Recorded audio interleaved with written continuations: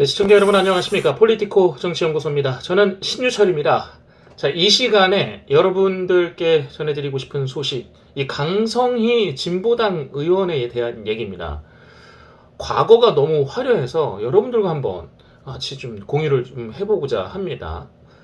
걱정하는 소리가 꽤나 많습니다. 지금 국회에 들어가는 거 관련해서, 특히 국방위로 가는 것과 관련해서 야, 이거 진짜 이거 큰일 나는 거 아닌가, 이런 얘기 하는 사람들이 한둘이 아닙니다. 주변에, 여러분들 주변에도 그럴 것 같습니다. 자, 이전에 이석기 이 통진당 의원이 국방위 간다고 했을 때도 말이 엄청 많았었습니다. 만약에 국방위로 가면 우리 안보에 관련된 정보들이 새나가지 않을까, 그래서 결국에는 다른 상임위로 배정을 한 바가 있어요. 그럼에도 불구하고 국방 안보 기밀 관련 자료를 이석기가 꾸준히 요청을 했다고 합니다. 실제로 기록이 있고요. 다른 상임위인데도 불구하고 한미 연합 훈련 자료, 그리고 북한 도발에 이 대비한 군사 자료를 또 요구했답니다. 이런 것들이 30번이나 있던 겁니다. 다른 통진당 의원들도 이 비슷한 건으로 한 40여 건 군사기밀 자료를 제출하라고 요구를 한 겁니다. 너무 걱정스럽죠. 실제로 이제 이런 것들이, 예민한 사안들이 그들에게 넘어갔으면, 예민하지 않더라도 안보 자료면 충분히 그게 북으로 넘어갔을 수도 있었을 그런 가능성도 좀 봐야 되는데, 상임위가 다르지만 자신이 국회의원이라고 이런 기밀 자료를 달라고 당당하게 요구를 하는 겁니다. 이들이.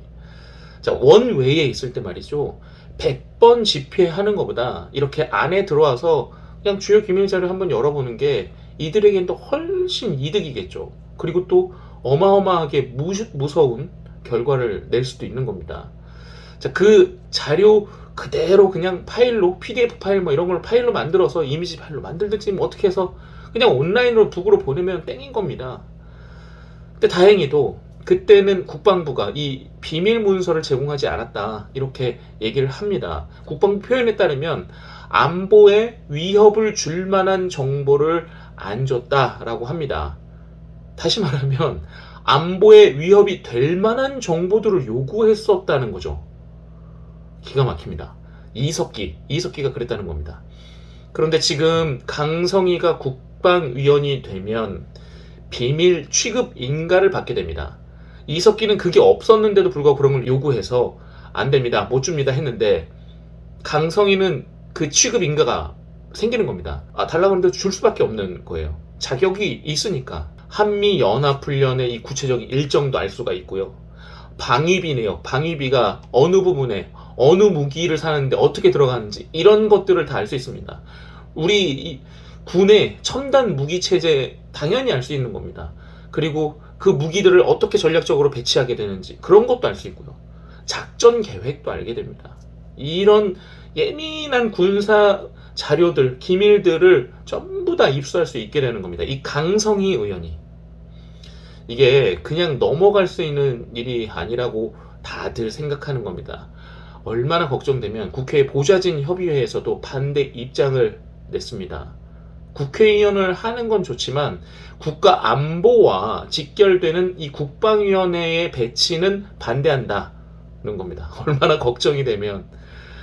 국회의원을 하는 것도 저는 사실 이게 참 맞는 건가 이 세상에서, 이런 생각이 들지만, 어쨌든 국회의원이 됐으니 다른 거는 하더라도 국방이나 이런 예민한 국가 안전에 위협을 줄 수 있는 그런 상임위는 가지 말아달라. 이 보좌진들이 이렇게 얘기하는 겁니다. 보좌관들이. 진보당의 뿌리가 위헌정당인 통합진보당이다. 이 사람은 통합진보당 출신이다 이거죠. 위헌정당 결정은 통진당이 반국가 단체임을 법원이 공식적으로 확인해 준 것이다. 게다가 최근 청주간첩단, 제주간첩단 사건의 총책이 이 통진당 출신의 진보당 당원으로 확인이 되고 있다라는 겁니다. 그리고 민주노총 간첩단 사건 연루 의혹도 있다.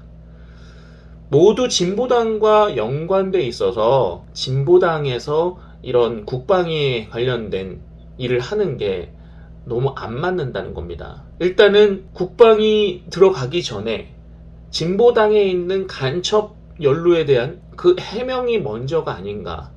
저도 그렇게 생각됩니다. 지금 이 보좌진들도 그렇게 보는 거고요. 진보당은 통진당이 해산되면서 거기에 있었던 사람들이 흘러 들어가서 만든 정당이죠. 강성희 의원도 통합진보당 출신입니다. 여기 흘러 들어간 거고요. 그리고 이석기 전 의원의 대학 후배이기도 합니다.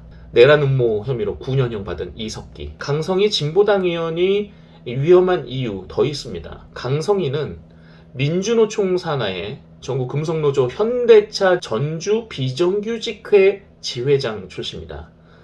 비정규직 정리해고 한다니까 불법 파업을 일으켰거든요. 이때가 2010년에서 2013년 사이인데 현대차와 현대차 협력업체에 418억 원에 달하는 손실을 입히고 재판에 넘겨졌습니다.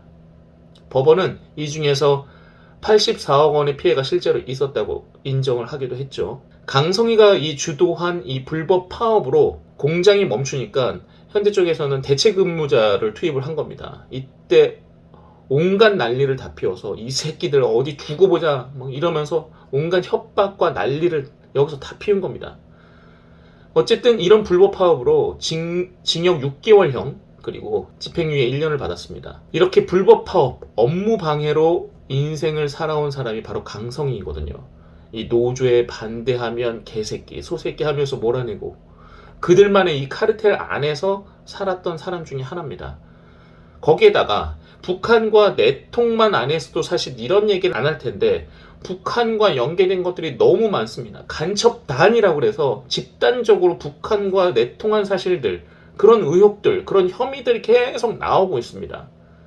그런 진보당의 국회의원인 겁니다. 여러분들 생각은 어떻습니까? 저는 정말 불안하고 걱정입니다. 이 국방위 말고 차라리 다른 상임위에 갔으면 좋겠는데 일단은 국회의장이 최종 승인을 해야 되는데 아직까지는 그 결정까지는 안 한 것으로 보여집니다.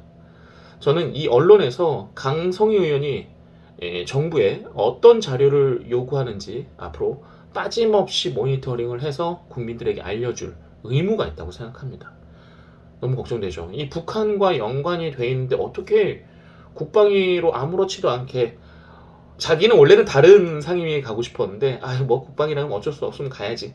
속으로는 얼마나 신날까요? 내가 드디어 내가 사명을 다할 수 있는 그런 보직을 받는구나. 저는 절대로 이 국회에서 그런 결정을 하지 않으시리라 믿고 있고요. 국회의장이 좀 더 신중하게 많은 의견들을 좀 들으시고 판단했으면 좋겠습니다. 이 시간 여기까지입니다. 고맙습니다.